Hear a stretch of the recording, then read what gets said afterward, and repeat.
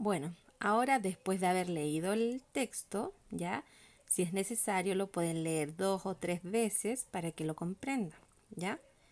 Es muy importante poder comprenderlo para poder responder estas preguntas. Dice, desarrolla las actividades aplicando lo que sabes.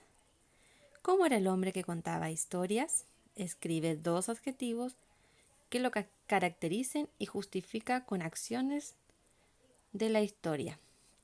¿Ya? A ver qué habrán puesto ustedes ahí. Miren, yo puse que era muy querido por otros porque contaba historias. A ver, pero recordemos un poco. ¿Qué son los adjetivos? ¿Qué me puede decir? ¿Qué es un adjetivo? Bueno, para recordar un poco, los adjetivos son las palabras que complementan al sustantivo, al suministrar más información acerca de aquel, puntualizando cualidades generales o bien detallando una característica en particular que les es inherente. Los adjetivos tienen una función específica y explicativa. Por ejemplo, padre ejemplar, vino tinto, música clásica. ¿Ya? El adjetivo funciona como un complemento al sustantivo, que debe coincidir en cuanto a género, número, masculino o femenino, singular o plural. Por ejemplo, yo puedo decir, la niña es linda, ¿ya? Ahí estoy utilizando el género femenino, ¿ya? El número y el género femenino y singular. Entonces, volviendo a la pregunta, dice, como era el hombre que contaba historia, escribe 2 adjetivos que lo caractericen y justifica con las acciones de la historia. Por ejemplo, yo puse, era muy trabajador, trabajaba todo el día, ¿ya? Y aún así contaba historias.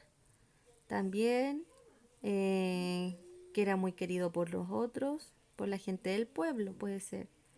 Que era un hombre trabajador, ¿cierto?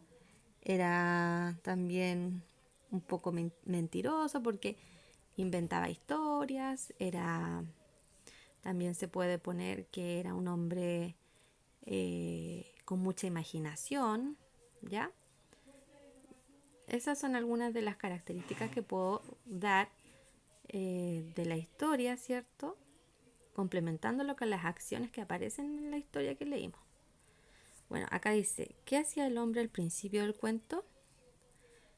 ¿Qué le pedía a los trabajadores? ¿Ya? ¿Qué hacía entonces? Él salía del pueblo para trabajar y los hombres le pedían que contara historias, ¿cierto? Cuando volvía del trabajo. La 3 dice, ¿qué le sucedió al hombre una mañana al salir del pueblo? En realidad, él vio lo que él había inventado, ¿cierto?